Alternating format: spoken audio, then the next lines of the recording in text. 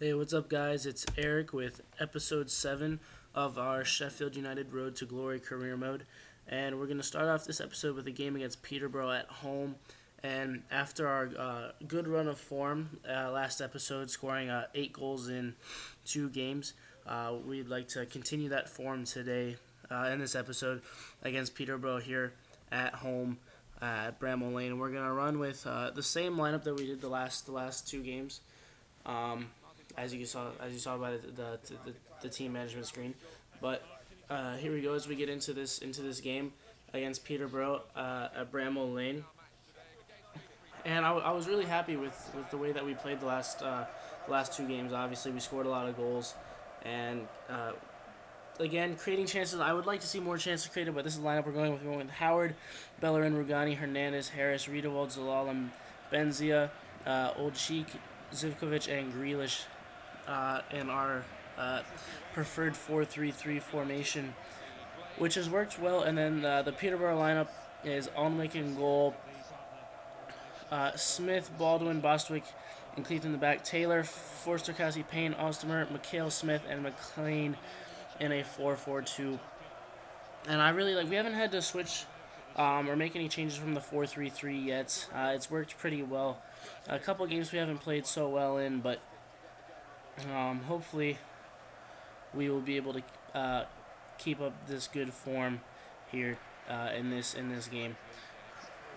The first chance comes as Bellerin finds Old Sheik on the wing, who plays Riedewald into Zivkovic. But a good recovery by the Peterborough center back to make that sliding challenge and to prevent Zivkovic from getting his shot away. So a good start, creating a chance pretty early here. And then good defending here on the wing by Hector Bellerin to prevent the cross from coming in. And then as Forster Kasky swings in this cross, the header goes wide from Taylor, and it would be a goal kick. The marking not great on that corner, but we'll see. Here, Old Sheik picks up the ball, and like so many times he's done, tries to skip past the left back.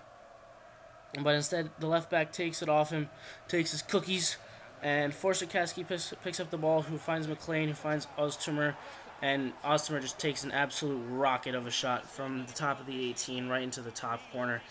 And not good attacking for me. Fantastic counter-attacking football from Peterborough here, as this is just absolute pearl of a shot right into the top corner. Howard probably maybe could have gotten fingertips to it, but most likely not.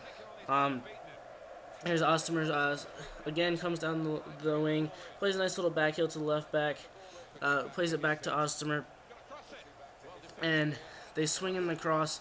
It's not really dealt with. Here's Payne, picks up the ball at the top of the area, finds Forster Kasky, and who finds Ostomer out wide again, skips inside, swings another cross, still not dealt with. Until Rugani picks up the ball and finds Zivkovic, and finds himself in loads of space, starts to run at the defense, but Forster Kasky there, tracking back, makes a great challenge there to stop the counterattack, and that's how the half would end at 1-0 to Peterborough. And this, I was still confident in the way that we could get an equalizer and eventually the winner. And the stats are pretty even, as you can see, only separated by that rocket from Ostomer in the 21st minute. But let's get into the second half and see if we can get ourselves an equalizer here. The first chance comes to Harris. Nice little bit of passing, swings around the back to Grealish, back to Benzia, into Zivkovic. It's a nice 1-2 here. Benzia takes himself a shot, and it's parried by Alnwick, but only as far as Hector Bellerin, who tries to find Zivkovic, but it's cut out quite comfortably by the Peterborough defense.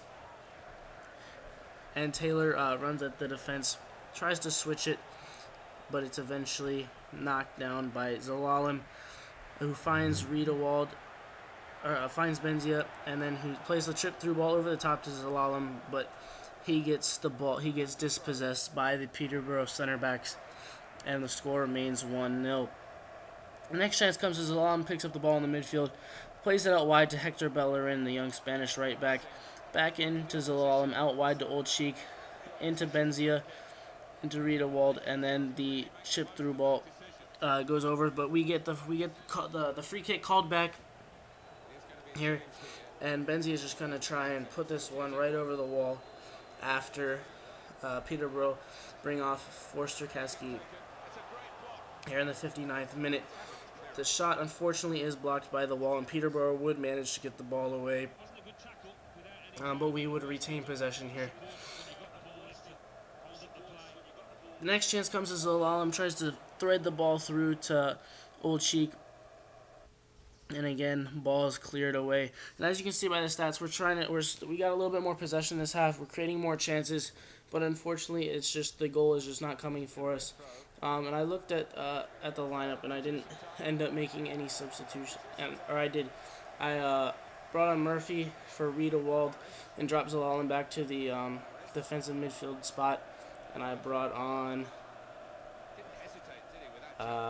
Skugall, I believe, into that other center midfield spot. But here's Zivkovic plays Murphy through with a nice bit of work here to shrug off the defender, but unfortunately the cross does not come to anything. The next chance comes again. Murphy, being the catalyst, tries to get through with a fake shot, but that defending right there is really just what had been happening. Peterborough had been defending really quite well the whole game, and another chance comes as the ball falls to Zalalam in the box, but his shot poses no threat to Alnwick. And and again, Zivkovic tries to come forward, and again a great tackle from Smith. And as we try and get this late equalizer, time is running out.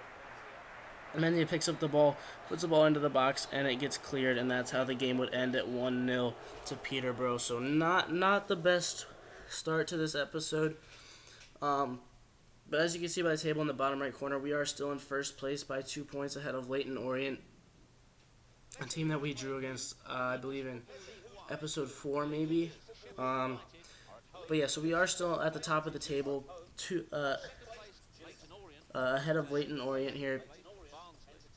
And the next game again against at home against Gillingham, and I'm gonna go with the same. I'm gonna go with the same lineup here as we did in the last couple of games.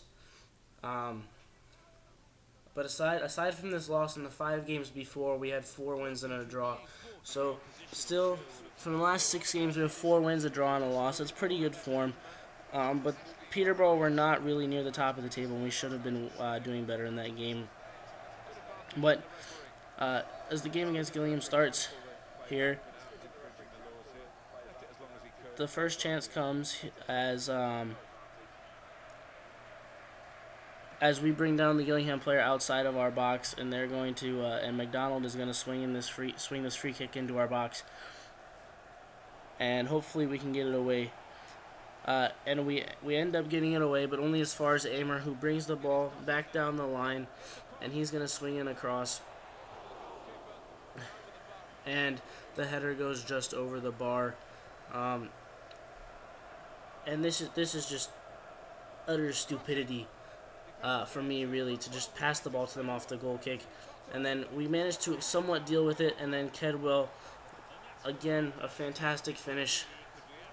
He turns, I believe it's Rugani, and just puts the ball into the corner. That's his 10th goal in the league, so he is one that we would not want to give chances to, but he gets his chance and he puts it away. And the next chance comes straight after kickoff as Zivkovic finds Old Cheek down the right wing. He skips past Hoyt but gets brought down with the sliding challenge, and Hoyt will pick himself up a yellow card here.